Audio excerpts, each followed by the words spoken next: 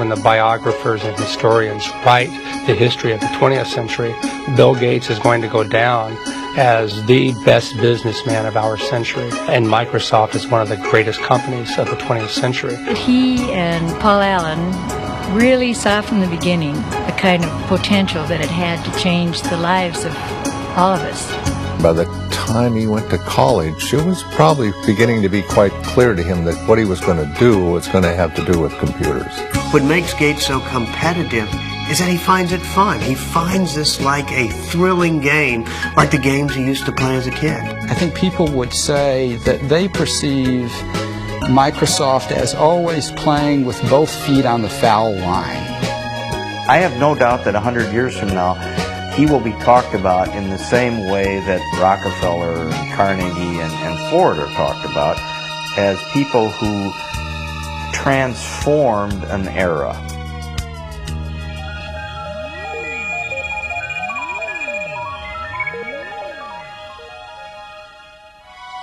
The Pacific Northwest, with its resources and raw beauty, has long lured pioneers and visionaries. Among them was Bill Gates' great-grandfather, J.W. Maxwell, who founded First National Bank in Seattle. The Maxwells enjoyed their privileges and social position, but were never ostentatious. Their son Willard, also a banker, and his wife Adele, who had a passion for playing cards, were among Seattle's top civic leaders. Their only child, Mary, was a lively, intelligent girl who made a name for herself as a student leader at the University of Washington. Athletic and outgoing, Mary Maxwell was sometimes referred to as Giggles. Her drive and energy impressed everyone. There tends to be a handful that is right at the core of the action. Mary was at the core of the action.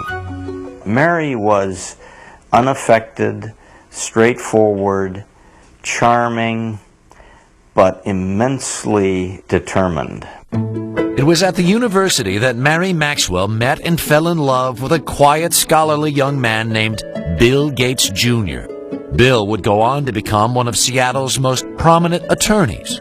When Bill and Mary wed in 1951, she decided to give up a career as a teacher to raise a family and devote time to charitable work. The first of the Gates' 3 children, Christy, was born in 1953. She was followed by a brother, Bill Gates III, born on October 28, 1955. He was given the nickname Trey. That derives from the fact that he was William H. Gates III, and the card players in the family think of anything with a 3 as being a Trey, so he became Trey. His mother had an extremely close relationship with young Bill. She even took him with her when she volunteered as a lecturer in Seattle schools. Soon her precocious son would read the World Book Encyclopedia from A to Z. We'd lose him sometime for hours at a time, and when I would ask, "What are you doing?" he'd say, "I'm thinking, Mother." They say curiosity killed the cat, but it didn't kill Bill. Bill was curious. He was always eager to know more, and he had encouragement from his mom and dad. The Gates family prized competition, and young Bill loved testing his mettle in outdoor activities and indoor games. Among his favorite board games were Risk, in which the object is world domination, and Monopoly, where being in the right place at the right time can make you rich. He was competitive in cards with his sister, races to see who could do jigsaw puzzles faster, ski racing, sailing, whatever. He wanted to do it well and as good as the other folks that he was with. Every summer, the Gates family went off to their place on the Hood Canal called Cheerio. It was here that Bill, his younger sister Libby, family members, and friends staged their own Olympic Games. If you stayed overnight and had a couple of days with them, you would come away exhausted from games and activity. It was a very lively scene. It was definitely competitive, there's no question about it, and the children were all part of that. There was never a dull moment. The first World's Fair in the United States in 2020. The Seattle World's Fair opened in 1962, displaying the wonders predicted for the 21st century, including computer technology. Young Bill Gates got an eyeful. Imagine, if you can, an electronic brain. Bill often returned to visit the high-tech exhibits. It was clear that he had a natural talent for math and science. But he was also becoming something of a loner, showing signs of preteen rebelliousness that put him at odds with his mother. Mary and I grew up in very orderly families where parents were controlling personalities, and we carried that forward. And that particular mode wasn't exactly consistent with Bill or Trey, who somewhere around about 11 or 12 began to be very independent emotionally. He was quite willing to make up his own mind about what he wanted to do and not do, and that was really tough for us, particularly for Mary. He was kind of lost. I mean, he was ill at ease in school, wasn't sure exactly how he wanted to spend his time. Obviously a very smart, brilliant kid, but kind of lacking direction. And he went through some counseling at that time. He went through a change in his school.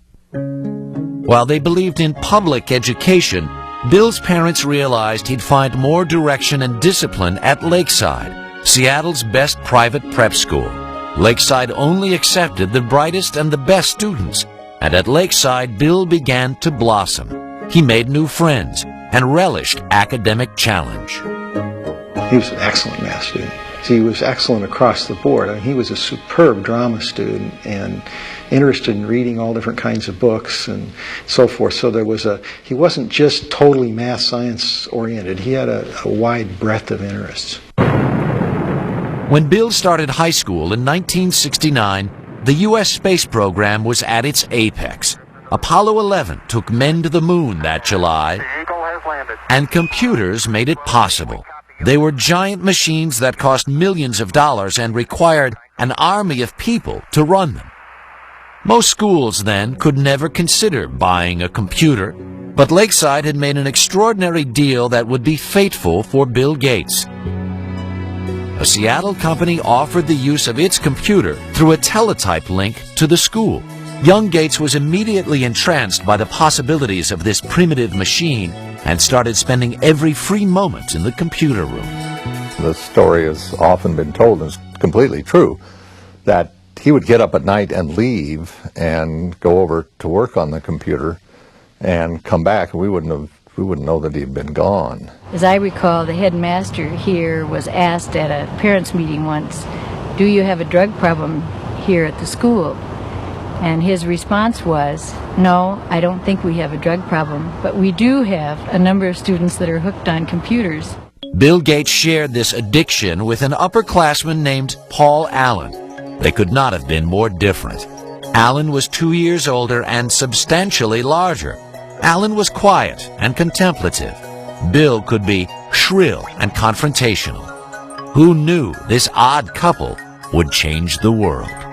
They bonded by writing software code together, and somewhat competitive, Paul Allen and Bill Gates. They every now and then would have fights. At one point, Paul Allen kicked Bill Gates, who was a little bit younger, off of the little group they had as writing software, but then he realized that he needed Gates back. He couldn't do it without him, and Gates said, "Well, I'm happy to come back, but this time I'm going to be in charge."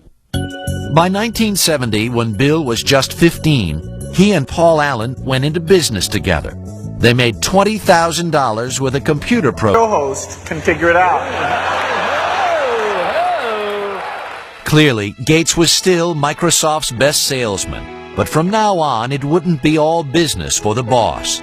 On April 26, 1996, Bill and Melinda welcomed their first child, a daughter, Jennifer.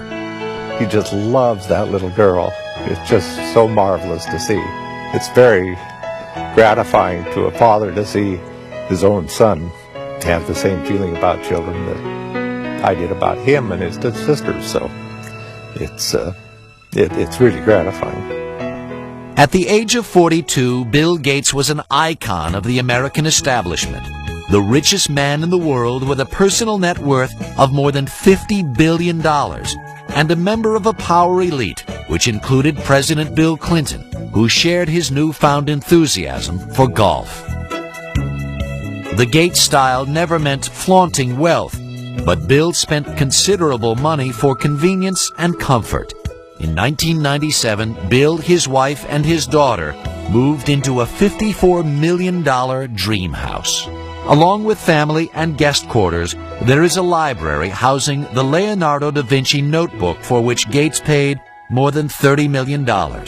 Even though the house serves many business functions, for the Gates family, it's just home.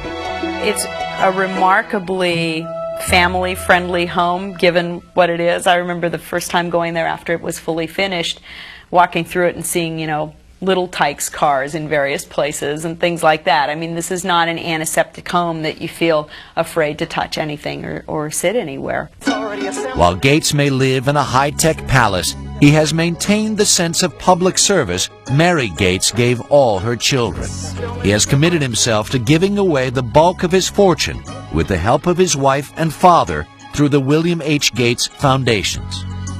They've donated $200 million for computers and libraries around the country, so others can experience the excitement Gates found as a child. Not everyone in this country can afford access to a computer, and it just makes him realize that offering that kind of access to all citizens, be they 12 years old or 92 years old, will allow everyone to pursue that same excitement that he had as a youngster at Lakeside. Gates and his family have also donated an estimated $800 million for educational projects and medical research. Although he's been criticized for not spending more time and money on philanthropy, at 42, Gates is not ready to give up the helm at Microsoft. The industry keeps changing. I mean, it's the perfect game because it never ends. You can't sit down and relax. In fact, by 1997, Gates found that he was way behind in the exploding Internet market. A company called Netscape was dominating sales of Internet browsers, the software needed to access Internet websites. In some sense, I think the Internet gave Bill a whole new lease on life because it was something new to conquer. Gates set out to close the gap with Netscape by including Explorer, his browser with every copy of the Windows operating system. It was viewed as a move to eliminate his chief rival. If Microsoft chooses to disadvantage Netscape or any other competitor, then the consumer doesn't get a fair choice. When the consumer doesn't get a fair choice, the market can't work effectively. Gates has been portrayed as a bully on some Internet websites. With his company controlling 95% of the world's PC operating systems, many users believe he has prevented better products from entering the marketplace. In March of 1998, Bill Gates was called to the Senate, where he was once a page. Again, he was charged with running an illegal monopoly. In the electronic marketplace, Microsoft has the power today to exercise predatory and exclusionary control over the very means by which we access this Internet. It's a lot like General Motors having the ability to dictate what type of gasoline you put in your car, or what interstate you can drive on, or even how you get on the interstate. Despite the accusations, an earlier injunction preventing Microsoft from giving away its Internet browser with Windows 98 was revoked. But Bill Gates was still not out of the woods. In May of 1998, the Justice Department in 20 states filed an antitrust suit against Microsoft. The legal entanglements of this case may take years to unravel, and the ongoing investigation has taken its toll on the youthful chairman of Microsoft. I think it's been a real punch to the gut for Bill. I've seen him be very emotional and depressed about this, just as I would be. I mean, I've been audited once, and that was pretty awful, and I can imagine this is a lot worse than an IRS audit. Gates may be wounded by the attacks made on him and Microsoft, but his business is still robust and expanding. In 1996, he ventured into television for the first time with the 24-hour cable news channel MSNBC. And he now owns the world's largest archive of digitized photographs and art images. Gates has also been exploring the use of computer technology in entertainment with Hollywood moguls like Steven Spielberg.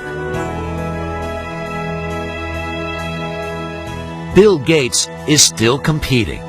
Perhaps only history will be able to answer the question, is Gates a monopoly builder who crushed the competition, or simply a guy who built a better mousetrap?